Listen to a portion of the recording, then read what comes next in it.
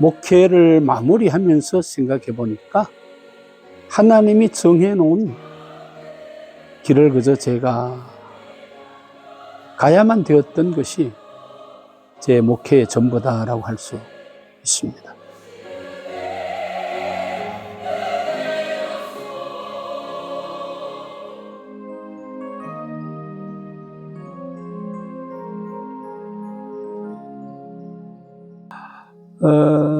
사실 고등학교를 졸업하고 졸업한 학교에서 안동농고를 졸업했는데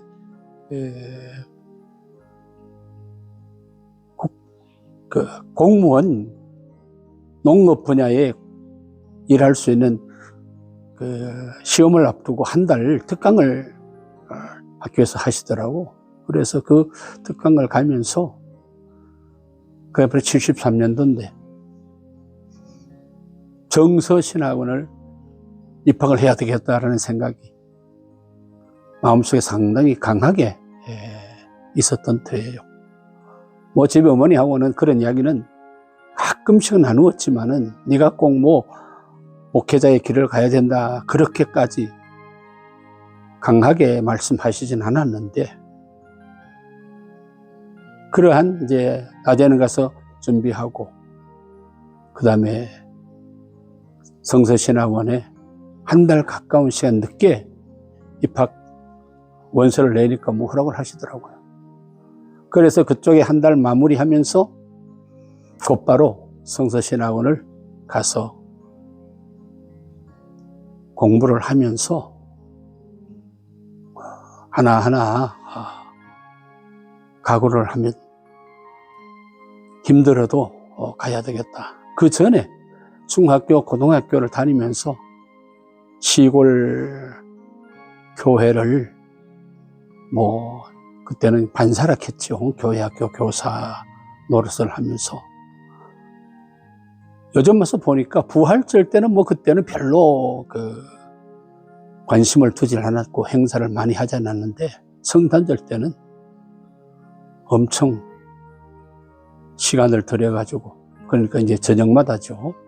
기도도 하고 연극도 준비하고 또 예배당 안팎에 장식하는 것들도 하나하나 준비하는 것들이 엄청 시간을 많이 들이게 되어졌었죠. 그런 것들을 보면은 내가 가야 될 길이 이 길인가다 하는 생각도 했었었는데, 뭐 또 그런 기회가 있고 해서 성서신학원에 2달 공부하고 5월 중순쯤에 첫 주일 목회를 하는 그런 시간들이 있었던 터이죠. 교통도 아주 불편하고 또 거리도 상당히 멀고 그러한 곳이었는데, 풍천면 어담리 어담교회라는 시골 교회에 토요일에 들어가서 이제 주일 지나고 월요일 아침 일찍이 나오는 버스를 타고 나오는 그런 일이 시작이 되어지면서 뭐 그때부터 계속해서 은퇴할 때까지 교회를 돌보게 되어졌었던 터이죠.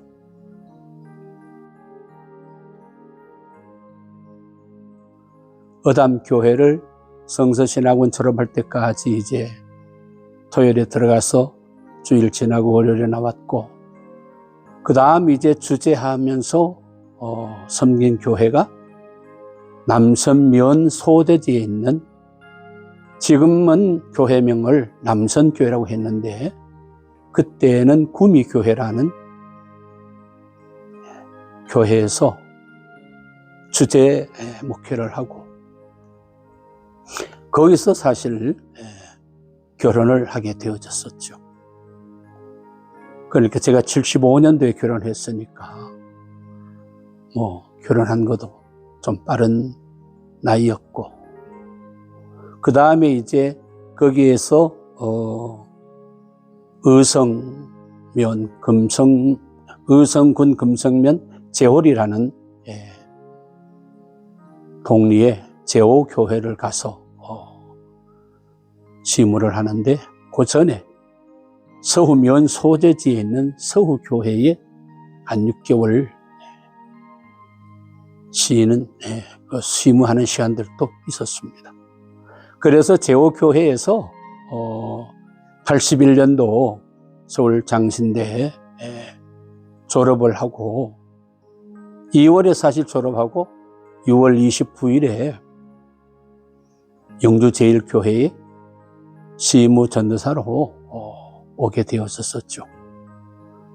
그래서 83년 3월 9일에 목사 안수를 경안노회에서 안수받고 그해 10월 31일 봉산교회로 부임하게 되어지는 그런 시간이었어요.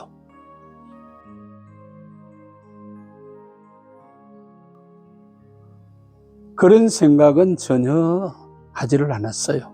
사실 철없는 나이에 와서 하는 모든 것들이 지금은 다 은퇴를 하신 장로님, 권사님, 집사님들이지만은 또 먼저 하나님 나라로 가신 두 분 이장로님, 김장로님, 또 그 뒤에 이제 여러 권사님들 철없는 거 아마 목회한다라고 하는 걸 상당히 염려하셨지 않겠나, 걱정을 하시지 않았겠나라는 생각을 해봐요. 사실 33세에 올라와서 그렇다고 해서 사회 경험을 이것저것 한 것도 아니고 학교 졸업하면서 곧바로 신학 공부하면서 졸업하자마자 온 입장에 그저 제 마음에 늘 담고 있는 것이 있는 곳에서 최선을 다하자.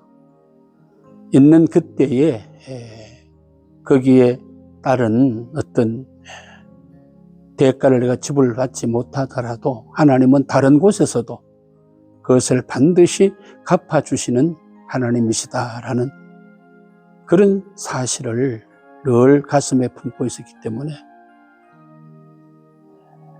그저 제가 하는 게 아쉽고 부족한 것이었을 뿐이지 후회하거나 이런 생각은 전혀 가져보지를 않았던 터이죠.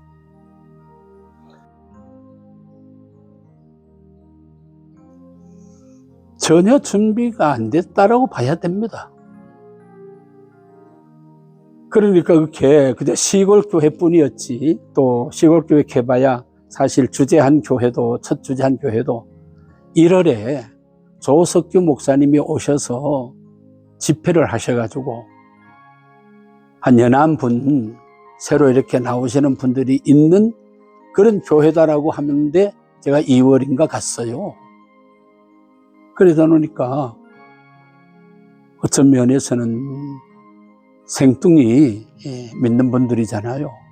그분들을 그저 제가 설교를 잘해가지고 아니면 신방을 잘해가지고 이런 것보다는 그저 제 마음껏 어른들 모시듯이 그렇게 이제 하면서 지난 그것이 그 어른들을 믿음에 든든하게 세워져가지고 붙들어 놓고 직분 자들까지도 되게 했었던 것 뿐이지 목회 차원에서 이런 경험 저런 실력을 쌓고 이런 준비를 했고 이런 공부를 했기 때문에 내가 그 일을 감당할 수 있었다라는 이야기는 나는 전혀 하고 싶지는 않아요.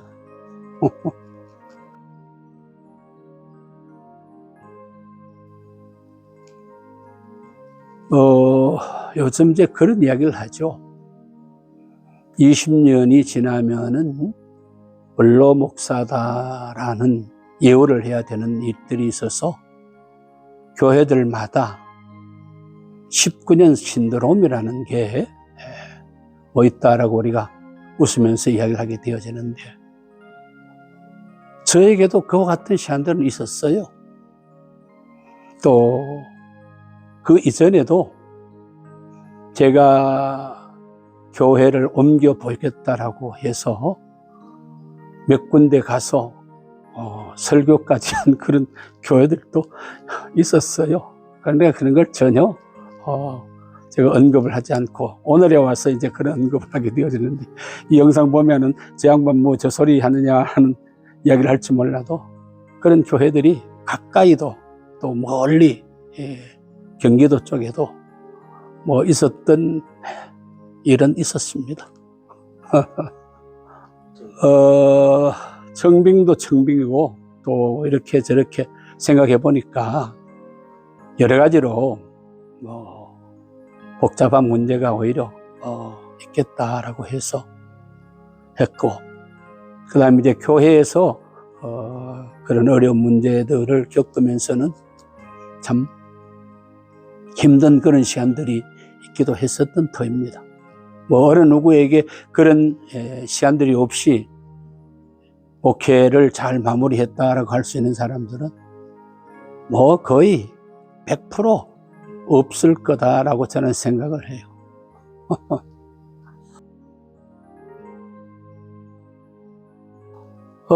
제가 이리로 오게 되어진 그 사실을 언급하면은, 사실 제가 전덕열 목사님 계실 때에 여름에 중고등부 헌신 예배를 설교를 한번 부탁을 받고 왔었던 터이고, 뭐 앞에 계셨던 장로님들이나 집사님들도 최 목사가 어떤 사람인지를 전혀 알지를 못했던 그런 시간들이었어요.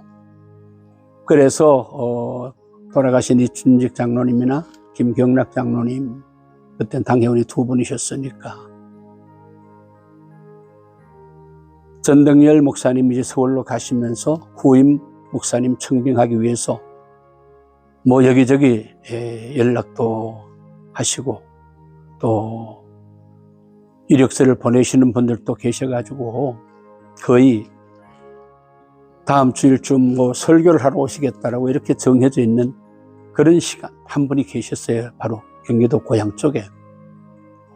근데 박원옥 장로님이 이제 갈번 기도원을 들어가시니까 유건사님이 너 교회에 담임 목사님 오시기로 정했나라고 물으셔서 뭐 이런 형편에 있습니다. 다음 주일에 설교하러 오십니다라고 까지 대답을 하시니까, 그러지 말고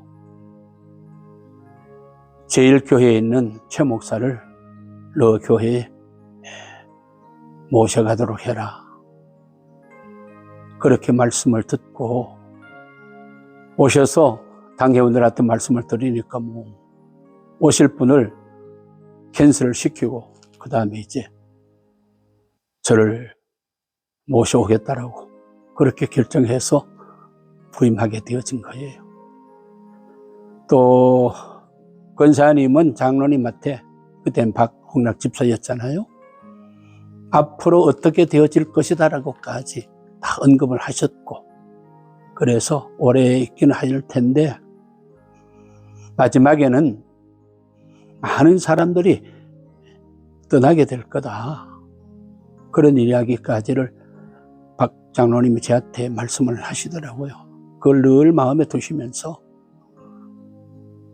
그래서 그 은퇴 연도도 5년을 미리 은퇴하게 되어진 데는 그런 어떤 미리 말씀 주셨던 것들도 있기 때문에, 또 제가 평소에 꼭 70세까지 은퇴를 해야 되냐 미리 해서 젊은 분들이 또 뭐 일할 수 있는 그 기회도 만들어 드리는 것이 할 일이 아니겠냐라고 생각했었던 여러 가지가 5년 일찍이 목회 일선에서 물러나게 하는 일이기도 한 것이었어요.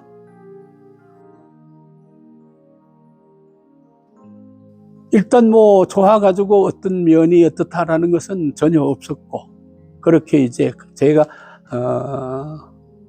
봉산 오기 전에 동산에서 만나는 시간까지 있었어요, 장로님들하고. 그때 장명수 목사님 후임 으로 시간이었나요? 제가 어머니가 기도원을 뭐 가끔씩 가시면서 권사님하고 이런저런 이야기를 나누시는 중에 유 권사님하고 그래 동산에서 뭐 그런 이야기가 있는데 권사님 기도 한번 해 주시죠 라고 이야기를 나누면서 한참 기도하시더니만은 이름을 더럽히려고 할 일이 아니다 라고 조금만 더 있으면은 좋은 교회가 모셔갈 건데 왜 가서 이름을 더럽히려고 그러느냐라고 그런 말씀을 어머니가 듣고 오셔가지고 그렇단다. 뭐 그런 것들이 참고가 되어졌었죠. 그래가지고 제가 농촌에서 자라고 농촌 교회를 이제 그렇게 고향 교회를 섬기면서 어려서부터 또 쭉 지나온 교회들이 바로 농촌 교회여서 또 봉산교회도 어중간한 지역에 있는 교회잖아요. 농촌도 아니고 이건 도시도 아니고. 그러면서 농업에 축산업에 종사하시는 분들이 많은 교회여서 뭔가 앞에 겪었던 그런 경험들이 그 나름대로는 적응하는 데에 전혀 다른 환경이 아닌 터라 적응도 어렵지 않았지 않겠나라는 생각도 해보게 되어지죠.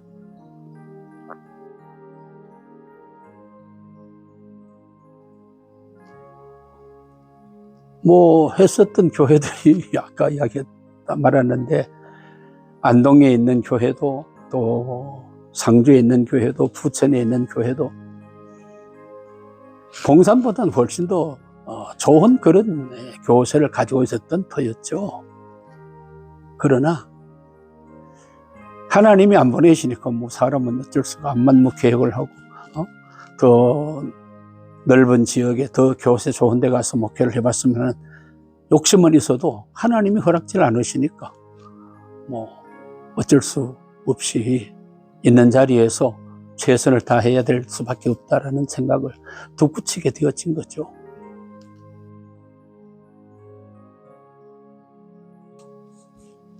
그래서 제가 40년까지를 채우면 작년이었어요. 23년도까지였는데 바로 그런 문제가 있었어요. 제 개인도 그렇고 제가 생각할 때는 교인들도 한 사람을 40년이라는 시간을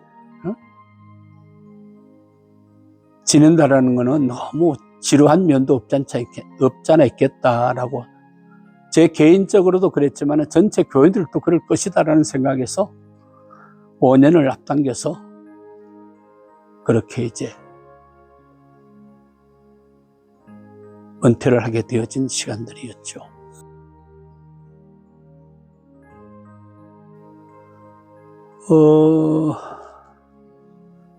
제가 봐서는 뭐 리모델링을 좀 증축하면서 할까라는 생각도 했었는데 여러 가지로 돈은 돈대로 들고 또 건물 구조나 사용하는 데 있어서는 불편한 점들이 있겠다. 그래서 신축 쪽으로 뭐 또 당회원들이 결정을 하시고 교회에서도 뭐 온 성도들이 그렇게 하시니까 뭐 그쪽을 그냥 목회자로서 지켜보고 또 기도하면서 그리 힘들게 왔었던 건데 사실 예배당 건축 때문에 많은 분들이 뭐 우리 교회에서 다른 교회로 옮겨갔다라고 해도 지나친 뭐 말은 아니다라고 그렇게 생각을 하게 되어지죠. 그러나 봉산교회로서는 한번 기회를 힘들게 잘 가졌다라고 생각합니다. 예배당 건축이 이번 이 건물이 5번째 건축인데 사실 앞에 있던 건물도 그 건축할 당시만 하더라도 규모가 좀 그래도 크다라고 생각했었는데 교인 수가 더 많아지니까 활용해야 될 공간들이 부족하고 한 것을 느껴서 그걸 조금 넓혀가지고 리모델링 보다가는 새로 건축이 하는 게 모두 겪었던 생각들이지 않겠나라는 이야기를 할 수 있습니다.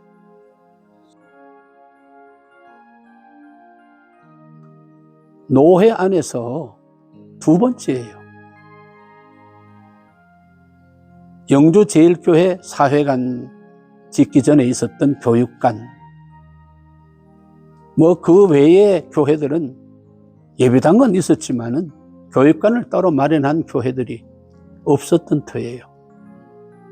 제가 83년도 10월에 와서 84년도 5월에 위임을 받고 그 다음에 이제 이 장로님이 이쪽 영광고등학교 지어진 그 산을 넘기시면서 영광교육재단에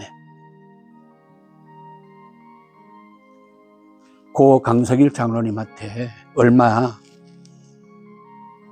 교육관 하나 지어야 될 그런 이야기가 나뉘어져 가지고 준비가 되어졌던 거예요. 그래서 돌아가신 이춘직 장로님이 다 할 수는 있지만은 그래도 교회 일이라는 거는 온 교회가 성도님들이 함께 기도하면서 해야 됩니다 하고 땅을 마련해 주면은 위에 건물 짓는 모든 일은 책임지겠다라고 말씀하셔서 고 전규치 장로님, 부인 되시는 분이 바로 이수자 권사님이잖아요. 닭장으로 쓰시던 그 땅을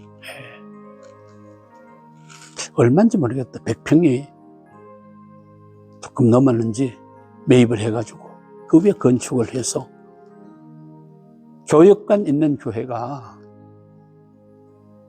영주노회 안에도 영주제일교회 다음 봉산교회였고 그 외의 교회들은 있지 않을 그런 때, 그러니까 앞서 가신 장로님들이 자녀들 교육 문제 각각 이제 도시로 보내가지고 교육을 받게 했는 것처럼 내 자녀들 못지않게 지역에 있는 청소년들도 제대로 된 교육을 받을 수 있게, 또 신앙교육은 물론이고 해야 되겠다 하셔서 그런 공간을 마련하고 그런 일들을 하시게 되어진 때문이었죠. 그리고 난 다음에 이제 춘향교회라든지 각 교회들이 교육관을 건축하고 그런 일들로 이어져 가게 되어졌었습니다.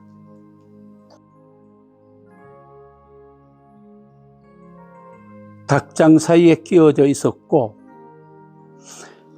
요 영광고등학교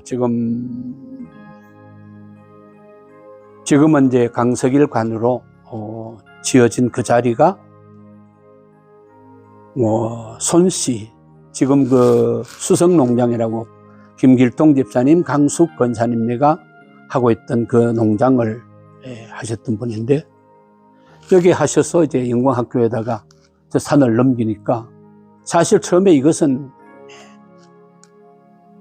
저거 했잖아요. 안사였잖아요.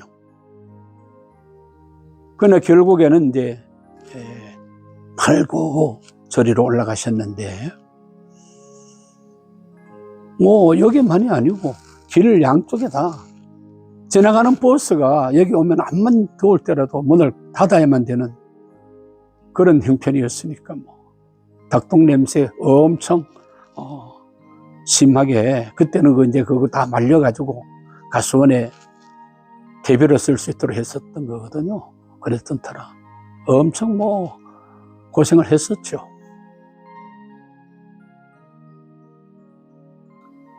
아니, 집사람도 삼촌들 두 분이 또 오빠가 목회를 하셨던 분들이기 때문에 그 목회하는 것을 본터라 이렇게 집안에 큰일이 있어서 어른들 생신이라든지 모이면은 뭐 그 이야기밖에 없거든.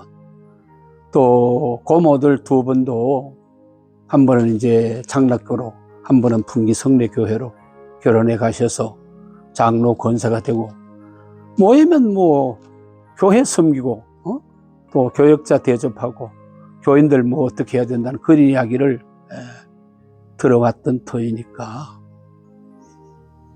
뭐 제 아내도 그렇게 고생하는 걸 불만스럽게 느끼지는 않았었죠. 불평했으면은 못 있었죠.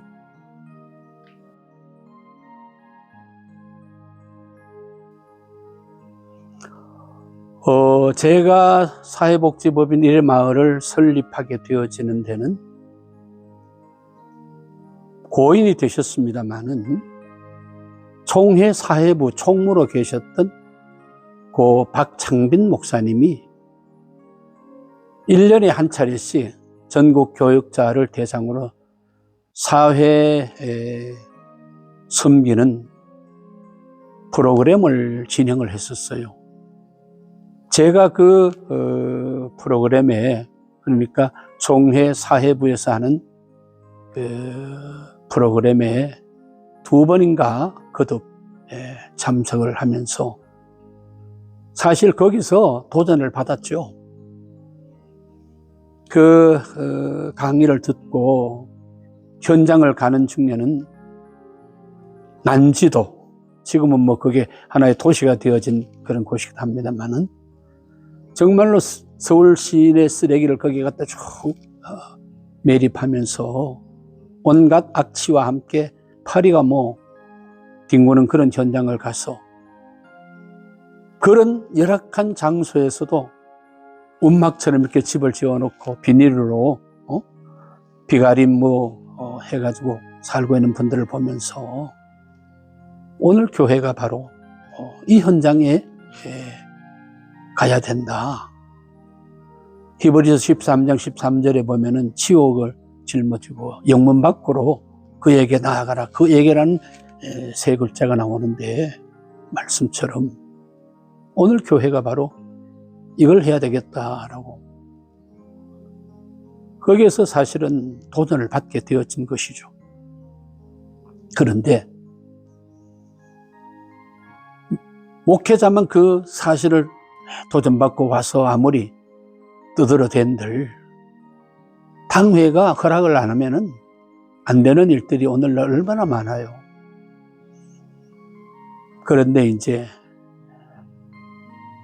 앞에 장로님 되셨던 2분들은 일찍이 제 60이 안 되셔서 세상을 떠나서 너무 안타까웠던 터인데, 뒤를 이어서 이제 박홍학 장로님, 조국준 장로님, 이런 장로님들이 이제 당회원으로 계시면서, 사실 1마을을 설립할 수 있게 되어진 데는 박홍락 장로님의 그 헌신이 큰 몫을 차지했습니다. 봉산교회에서는 이 박홍락 장로님의 그 헌신을, 희생을 아마 잊어서는 안 된다라고 저는 그렇게 감히 이야기를 하고 싶은데요. 사실 박 장로님을 유 권사님은 갈번 기도원의 후임으로 자리를 매김하도록 그렇게 응답을 받고 와서 있으라 하고, 박 장로님 6개월을 거기 계셨잖아요.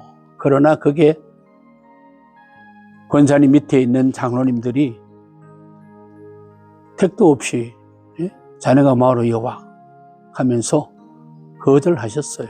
그래서 6개월 가 계시다가 있지를 못하시고 다시 교회로 돌아오시면서 제가 이런 일들을 하고 했었더니만은 장로님이 오케이 하시면서 하나하나 이제 뒷받침을 해 주신 것이죠. 그래서 사회복지법인 1마을이라는 법인을 설립하게 되어졌고, 그 당시 30여 년 전에 교회 분위기는 복지라는 쪽에는 어느 누구도 관심을 가지지 않았던 그런 시간들이었습니다. 그런데 이제 목사가 그런 현장을 보고 봐서 이게 교회가 할 일이다라는 그런 사실을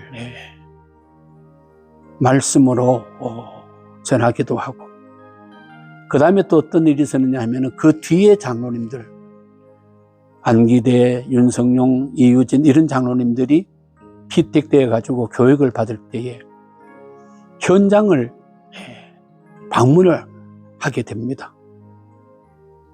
저 난양만에 있었던 둘의 교회 김진홍 목사님을 직접 가서 말씀을 듣기도 하고, 그 다음에 이제 또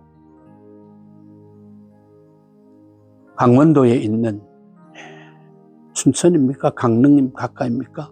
사랑의 집이라고 해외에 있었던 동포들이 와서 거기에 이제 주거 생활을 할 수 있게끔 만든 그런 공간인데 거기를 다녀오기도 하고, 그 다음에 또 관계를 맺은 데가 바로 태백 황지 교회의 목사님하고, 지금은 그 아들 되시는 분이 안식의 집을 운영을 하고 있는데 원장으로 계시는데 그 현장을 둘러보고, 또 원주에서 밥상 공동체를 운영하고 있는 허기봉 목사님 오셔서 온 성도들에게 말씀을 전하기도 하고, 또 하나 그 뒤는 최일도 목사님, 다일 공동체의 대표죠. 바로 제가 기차를 타고 서울서 정량리에서 영주까지 오면서 얘기를 나누고 말씀을 듣게 되어지는 그러니까 단임 목사 혼자만 이렇게 저렇게 아무리 강조하고 해도 쉽게 먹혀 들어가지 않는데, 그 현장을 지금 하고 있는 분들이 와서 이런 결과들이 나타나고 이런 구원의 역사를 일으킵니다라고 하니까 오히려 많은 깨우침을 받고 각오를 다짐하게 하고, 그렇게 해서 하나하나 진행되어져 갔던 거고, 교회 설립 30주년이라는 시간을 우리가 지나면서 앞에서 언급했던 대로 교회 하나를 개척할 거냐 아니면은 복지 쪽에 우리가 관여할 거냐 해서 그걸 온 교인들이 어떤 면에서는 투표를 했다라고 표현할 만큼 결정한 것이 복지 쪽이었습니다. 그래서 이제 그렇게 하나하나 진행이 되어져 왔었던 터인데, 처음은 현재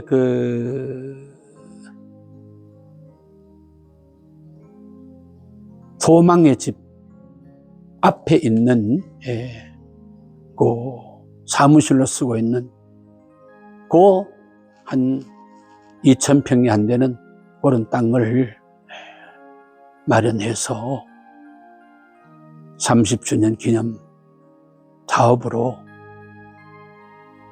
소망의 집이라는 조그마한 샌드위치 판넬로 집을 짓고 했었는데, 우리가 다른 어떤 분들을 모신다기보다도 우리 교회 안에 그 당시만 하더라도 혼자 생활하시는 어른들이, 남녀 어른들이 여러분들이 계셨어요.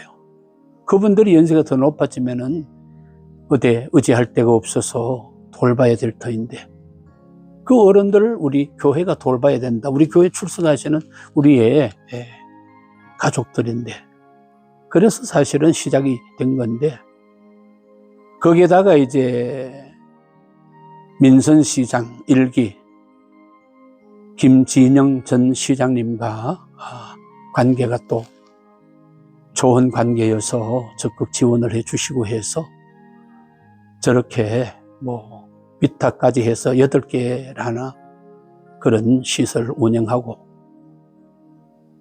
또 그 시설 운영과 함께 일회마을 설립 목적이 한영혼 구원과 예수사랑 실천이거든요. 그걸 그저 잘하지는 못하지만은 오늘까지 열심히 보도해오고 있다, 그렇게 이야기를 할 수 있습니다.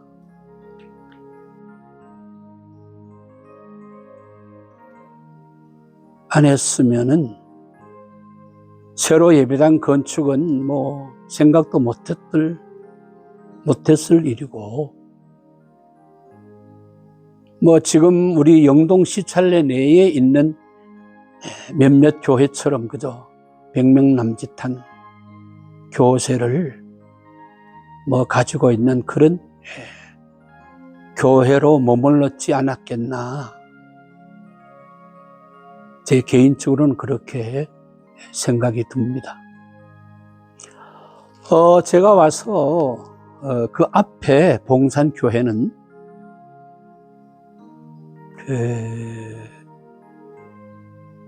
뭐라고 표현해야 되나요? 전국 남선교회 모범 농촌교회의 표창을 받은 교회입니다. 그게 이제 뭐가 있었느냐 하면은 베델 단지라고 해서, 지금은 그 현장을 다 떠나셨습니다만은 도시에서 어렵게 살고 또 이쪽으로 이제 동산학교에 교사로 직업이 자리매김되면서 오시는 분들, 뭐 시내에서 편하게 살 수도 있었지만은 땅은 이 준직 장로님 쪽에서 마련하고 분배를 해서 땅을 일정한 크기로 나누어 주셔서 집을 지어서 거주하는 공간과 함께 양계를 할 수 있도록 그렇게 특별 사업을 했었어요. 그게 이제 바로 조준현 장로님, 윤성용 장로님, 김용곤 장로님 이런 분들이 그 땅에 이제 가서 집을 짓고, 집을 지은 것 자체가 요즘 표현하면 이제 부록구로 해서 단열이 제대로 안 되는 그런 주거 공간이었죠. 그 다음에 집집마다 뭐 닭을 다 먹일 수 있도록 육계를 하다가 양계를 또 산란으로 바꾸기도 하고 뭐 이렇게 해서 살아왔던 터예요. 그래서 전국 남천교회 그런 표창도 받고 했었던 터이라, 제가 지난번 그 피택자 교육을 1시간 맡아 하면서 봉산교회는 이런 전통을 가지고 있는 교회다. 지역사회와 함께 더불어 살아가는 교회다라는 그런 일을 앞에 어른들도 펼쳐왔고 또 우리도 해왔고 앞으로도 해 가야 될 일이다. 그렇기 때문에 임직자들이 그런 각오를 다짐해야 된다라고 이야기를 했었던 시간도 있었는데, 바로 제 앞에서 그런 풍토가 이미 조성이 되어져 있었던 그런 교회입니다. 그렇기 때문에 제가 그런 쪽에 하기가 훨씬 더 쉬웠다라고 할 수가 있죠.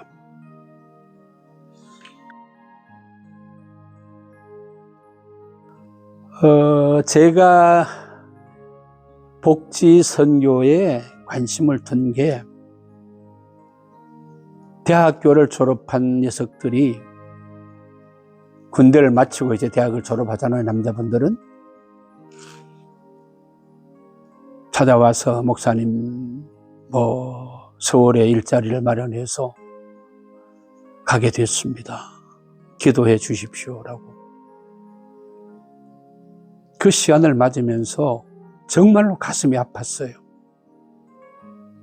왜 교회가 고등학교, 대학교 다닐 때 열심히 신앙생활 하도록끔 교육시켜가지고 다른 지역에다 내보내야 되느냐. 이유는 여기에서 먹고 살 수 있는 일터가 없으니까 뭐 일터 찾아간다라는데 이걸 누가 막을 수가 있냐.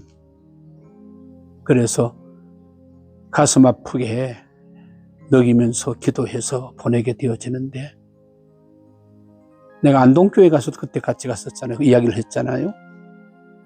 그런 청년들을 붙들어 놓으려면은 교회가 뭔가 해야 되는데, 그래서 사실 시작한 것이 이제 복지선교다라고 할 수가 있는데, 그래서 현재 있는 집사들 뭐 몇몇 사람, 그래도 참 고마운 것은 더 좋은 도시로 가서 일자리가 있어서 얼마든지 할 수 있는데도 그걸 마다하고 남아가지고 교회를 열심히 섬기면서 살아가는 모습을 볼 때에 귀하다라고 하는 것과 함께 저는 그래요. 누가복음 6장 38절에 예수님 말씀하셨던 대로 주라 그리하면 너희에게 줄 것이니 곧 후히 되어 누르고 흔들어 넘치도록 하여 너희에게 안겨주리라 라고 말씀하셨던 것처럼 우리가 가진 게 넉넉하지를 못하고 좋은 것은 없어도 줄 수 있게 하자. 그러면은 하나님이 약속하신 대로 넘치도록 해서 우리에게 안겨줄 거니까. 그래서 시내의 어떤 장로님이 노예 출입을 참 열심히 하셨던 분인데 한 번은 노예 갔더니만 그 이야기를 사무실 갔다 그 이야기를 하시더라고요. 봉산교회는 모이는 교인 숫자에 비해서 재정적으로 정말로 예측할 수 없는 그런 결산보고 또 상회비를 배정받게 됩니다라고 하는 이야기를 하더라고요. 그래서 노예 보고되는 내용을 보니까 모이는 숫자는 그렇게 많지는 않아도 재정으로는 6번째 가는 그런 보고서에 기록된 것을 보면서 그렇구나. 우리가 하는 것은 없어도 하나님이 약속하신 대로 잘 못하고 있는 모습이지만 그래도 어여삐 보시고 하시니까 경제적으로도 이렇게 어렵지를 않는구나 하는 것을 제 혼자 느끼고 생각을 해보기도 했었던 터이죠. 사회복지법인 1회 마을을 설립하게 되어지는 바로 두 가지. 청년들 교회에 붙들어 놓겠다는 것과 함께 지역사회와 함께 그래서 그런 이야기를 하려는지 모르겠는데 독서실도 운영을 했고 어린이집은 더더구나 더 말할 나위가 없이 먼저 했었던 터이고 그래 해왔었던 거죠.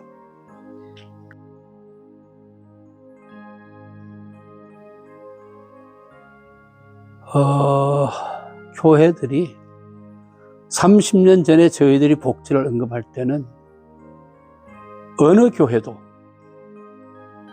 어설픈 일이고 그걸 왜 해야 되는 일이냐라고 느꼈지 오늘처럼 우리 교회도 이거 해보겠다 우리 교회도 저거 해보겠다라고 하는 반응이 전혀 없었던 터예요. 그렇기 때문에 그걸 해야 청년들을 붙들어 놓고 청년들이 있어야 교회 학교라 찬양대나 또 섬기고 봉사하는 이런 일들이 힘있게 할 수가 있는데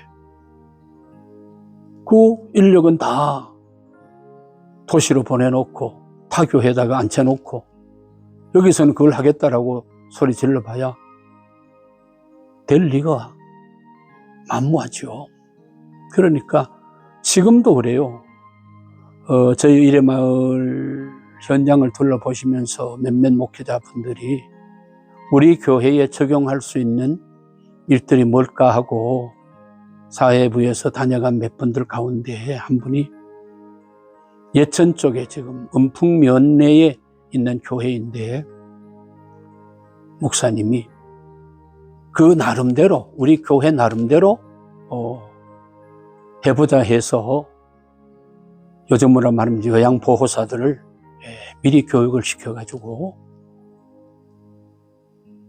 우리처럼 이렇게 어른들이 계시게 해서 섬기는 건 아니지만은 그래도 가서 예수 섬기고 믿게 하고 그 다음에 받는 급료로서 내가 교회 신앙생활 하는데도 11조 드리기도 하고 또 선교를 위해서나 이웃 봉사하는 일 위해서도 적은 액수이지만은 모아가지고 일할 수 있는 그런 것들이 되는 것을 보면서 이게 목회자의 마인드가 중요하구나.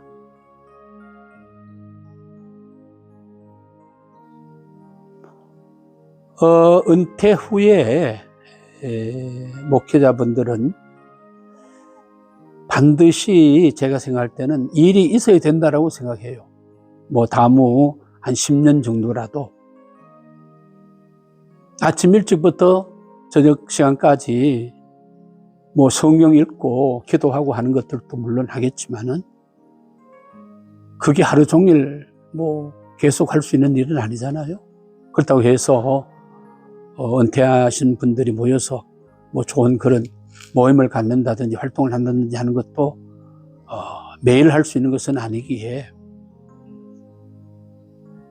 가서 내 재능 기부할 수 있는 그런 어떤 일터를 가지고 있는 것이 저는 바람직하다라고 그렇게 생각하고, 그 다음에 이제 은퇴하신 분들이 주일에 예배 드리러 가는 문제가 만만치를 않는 일입니다. 뭐 은퇴했었던 교회에 가면은 그 나름대로 교인들은 환영을 하지만은 담임 교역자에게는 큰 부담이 되기도 하고, 심지어 어떤 교회의 경우는 은퇴하신 목사님 왜 저희 교회 오십니까? 젊은 목회자가 그렇게 아주 대놓고 말씀을 하시는 분들도 있다라는 이야기를 들으면서, 더구나 도시에 가까이가 아니고 멀리 나뉘어져 있는 터라 그분들이 연합해서 예배 드리는 것도 쉽지 않은 일이니까 은퇴하신 분들이 교회 출석하는 거 여러 가지로 힘들다라는 것을 느끼는데, 어쨌든 뭐 주간 중에는 뭐 3, 4일이라도 재능 기부를 할 수 있는 정도의 일터라도 마련하는 것이 좋겠다. 제가 하고 있는 일은 엄청 좋은 일이다. 그 이야기를 하고 싶어요.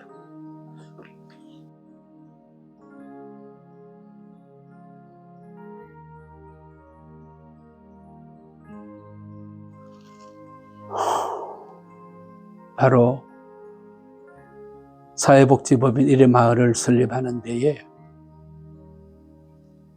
우리가 30주년 기념으로 2번 교회가 헌금을 했었어요.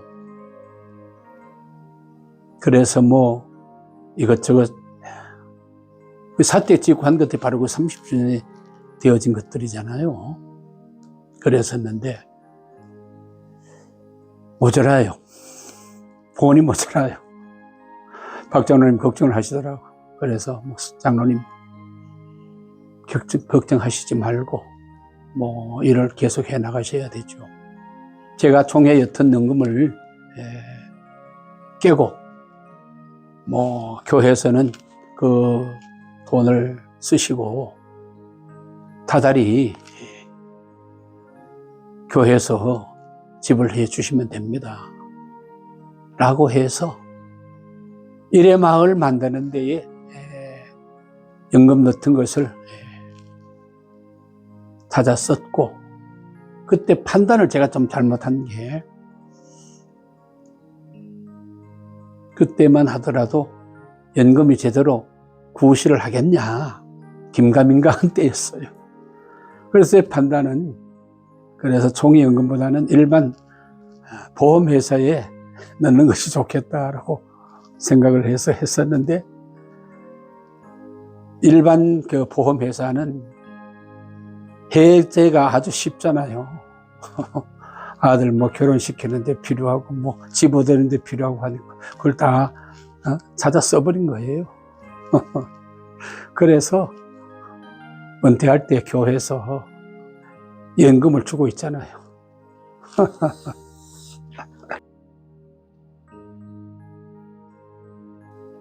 84년도죠. 그래서 금년이 40주년이어서 봄노회를 4월 6일이었나요? 영주 경안노회 개회예배를 안동 서부교회에서 분립 40주년 기념 예배로 드리고, 경안노회는 도원교회에서 노회를 하셨고, 우리 영주노회는 영주로 옮겨오고 이럴 번거로운 일들 때문에 그 자리에서 안동 서부교회에서 80회 정기노회를 하게 되어졌었죠. 그런 시간이 있었는데 벌써 40년이라는 그런 시간이 지난 터입니다. 84년 3월 노회에서 분립이 되어가지고 교회 예배는 드리고 안동교회에서 영주는 이제 영주제일교회 차량을 비롯해서 그때는 뭐 교회들마다 차가 없었잖아요. 요즘 봉고라는 승합차도 없었던 그런 때라 영주제일교회 차하고 몇 대를 이제 그러니까 대절해가지고 타고 와서 영주제일교회에서 노회가 설립 노회가 시작되어진 그런 시간들이었습니다. 그 당시에 교세가 어떻다라는 것은 제가 뭐 정확하게 기억을 하질 못하니까.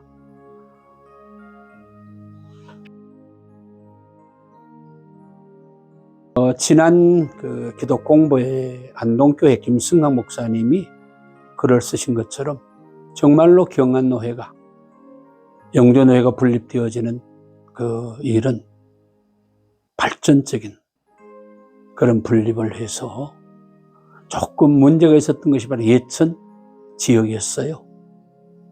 예천은 안동에 우리는 그 생활권을 가지고 영주는 멀다. 사실 거리로는 영주가 더 가까운데. 그래서 처음에는 조금 말썽스러웠지만은 잘 마무리가 되어가지고 현재 영주시, 봉하군, 예천군 해서 8개 시찰로 한 160여 교회가 지금 있는 형편이죠.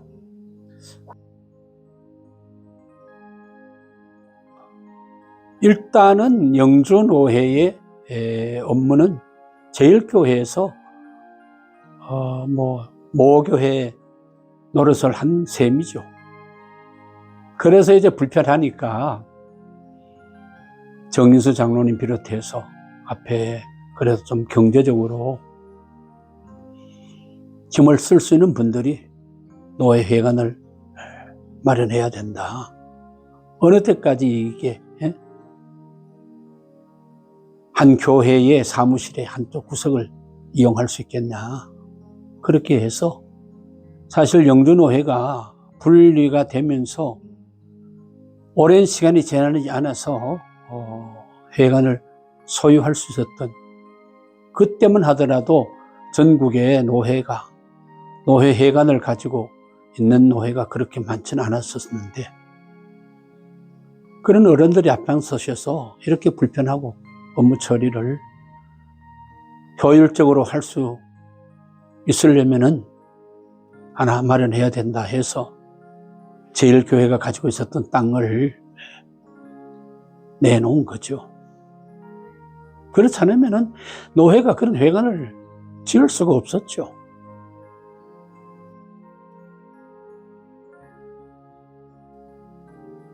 일단 교회에서는 적재적소의 사람을 쓰되 맡겨진 업무를 제대로 감독한다니까 조금 표현이 무거운 표현일지 모르는데 제대로 잘하고 있나, 바르게 하고 있나를 챙기고 문제가 터졌을 때 당회나 교회가 냉철하게 정말 어떤 정에 끌렸어서 이런저런 이야기를 할 것이 아니라 신앙적인 입장에서 잘 해야 되는데 때로는 그게 안 되어가지고 문제를 더 크게 일으키고 하는 경우들이 있게 되어지더라고요. 그래서 그런 문제는 성경에 있는 대로 내가 어떤 목사님에게 그런 이야기를 했었는데 장로들이 가보게 할까요? 라고 어떤 문제가 있는 사람에 대해서 그러길래 아니야. 먼저는 담임 목사가 1대1로 가서 이야기를 해보고 그래도 말을 듣지 않으면은 두세 증인을 함께 가서 권유를 해보고 그 다음에 교회에다가 그 말도 교회가 하는 말도 듣지 않으면은 믿지 않는 사처럼 해라다는 그런 말씀을 목회자들이 좇아야 된다. 목회자가 내 기분에 맞는다 안 맞는다 하는 것 감정적으로 대하니까 조용히 해결된 문제도 뻥 터뜨려가지고 내 목회도 어렵게 만들고 상대방도 힘들게 하는 그런 일들이 있어지는 것을 보는데 라고 이야기를 하는 어떤 것처럼 그런 것들은 아마 지혜롭게 잘 해야 될, 특별히 그런 문제가 생기면 더 기도해야 될 일들이에요.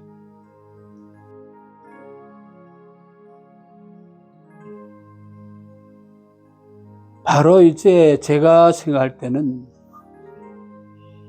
교회가 성령에 따라서 당회라든지 아니면은 또 당회에서도 7위회를 구성해야 되잖아요.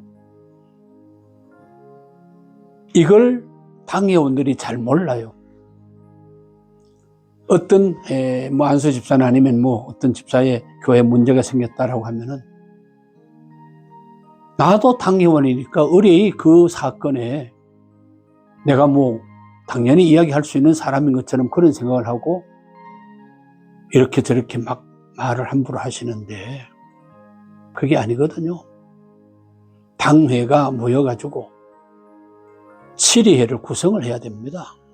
이런 절차들이 제대로 교회에서 지켜지를 않았기 때문에 이 사람은 이 이야기, 저 사람은 저 이야기 이러니까 당회원들의 말씀도 때론 권면이나 교훈도 우습게 느껴져 버리고 그게 우습게 느껴져 버리니까 지키는 거는 당연히 지켜지지를 않게 되어지고 당회의 권위가 오만 떨어질 수밖에 없는 그런 상황이 되어지는데 문제는 헌법에 정해놓았으면 헌법에 정해놓은 대로 당회가 사실 시골교회에 한두 분이지만은 우리만 하더라도 7, 8명, 한 10명 되는 그런 숫자잖아요. 이 당로들이 다 나도 그 문제에 나는 그 일에 하고 생각하는데 그게 아니에요.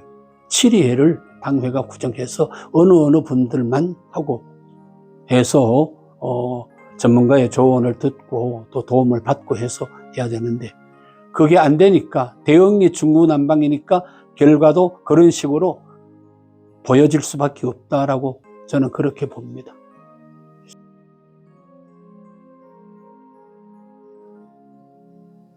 첫째는 이 젊은 세대의 어떤 교육자로서의 교육자를 대하는 태도가 우리가 좀 짚어봐야 되지 않겠나. 어제까지는 전사였는데 목사 안수를 받고 나서는 20년 되신 목사님이나 10년 된 선배 목사님이나 엊그제 안수받은 나나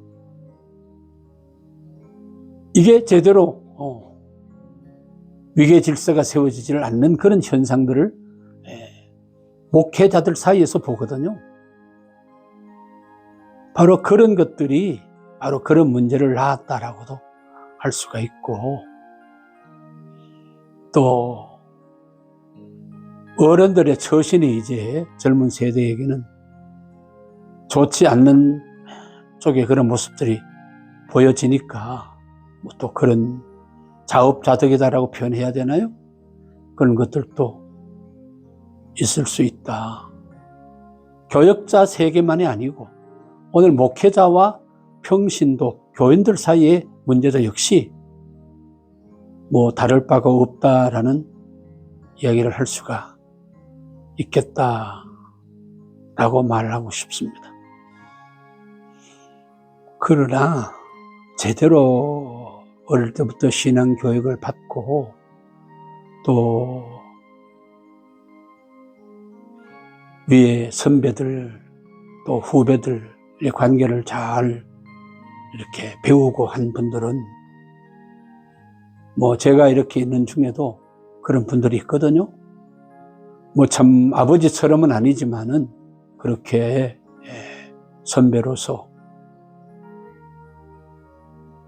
그렇게 모시는 그런 경우들도 있는데 또 그렇지 못한 분들도 있단 말이에요. 바로 그런 교역자 됨됨이가. 그래서 우리는 신학교에서 그런 이야기를 많이 한다 하잖아요. 목사가 되기 전에 사람이, 인간이 바로 되어야 된다라는 이야기를 한다고 하잖아요. 바로 그런 면들도 있는 것 같아요.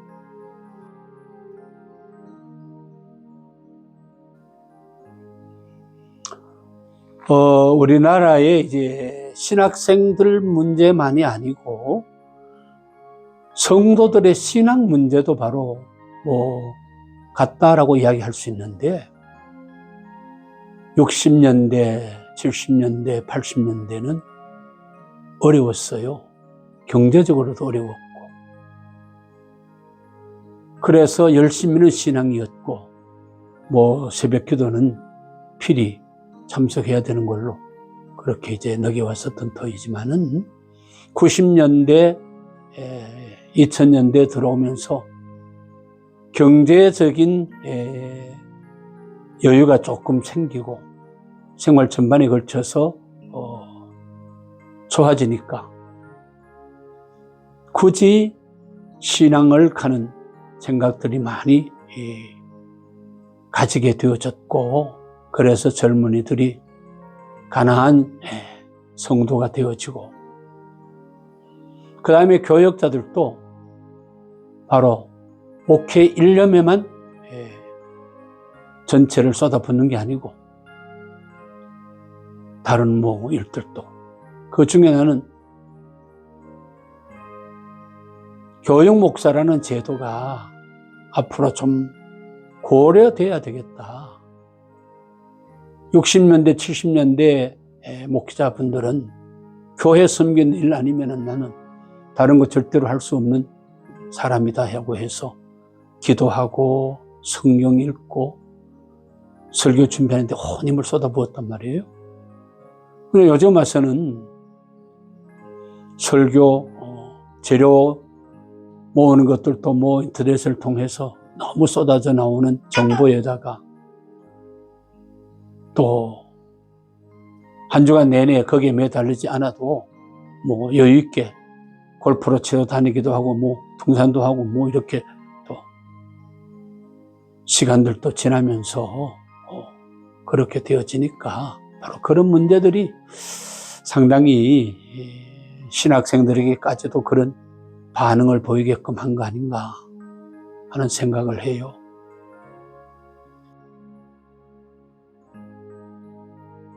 제가 앞에서 교역 목사 제도를 총회적으로 고려를 해야 되겠다라는 언급을 했었는데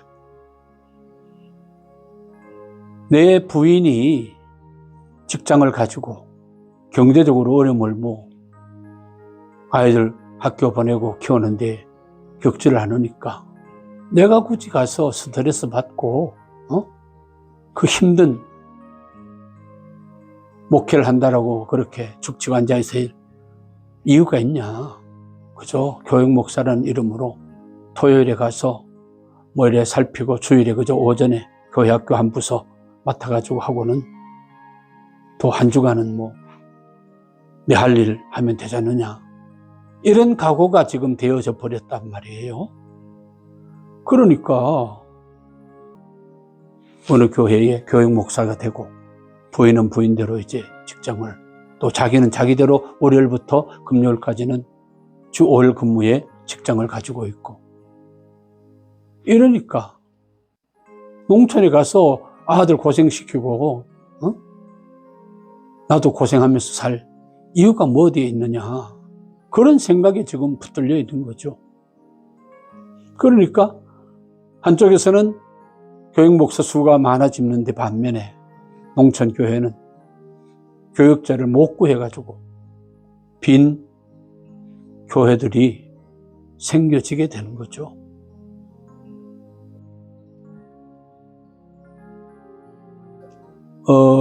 그렇게 그런데 전에는 교역 전도사는 신학생들이 주로였었잖아요.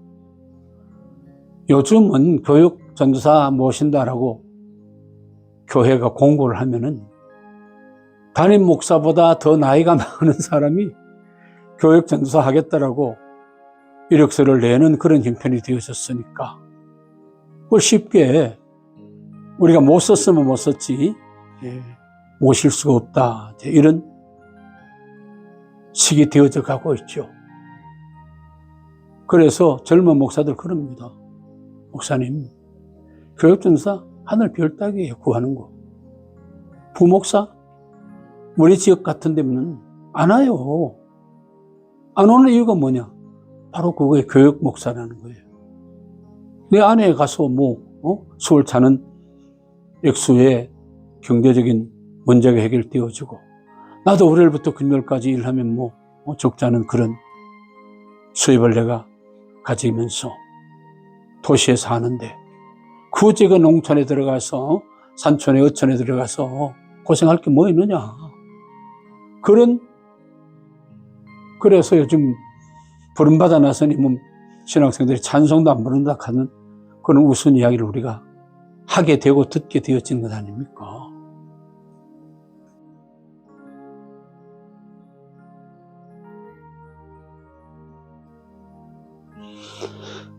그게 이제 저도 우리 교회를 이렇게 있으면서 장로님들이 그 척곡교회 김 장로님 세상을 떠나셨다라고는 합니다만은 그런 어떤 그 애착을 좀 가져야 돼요.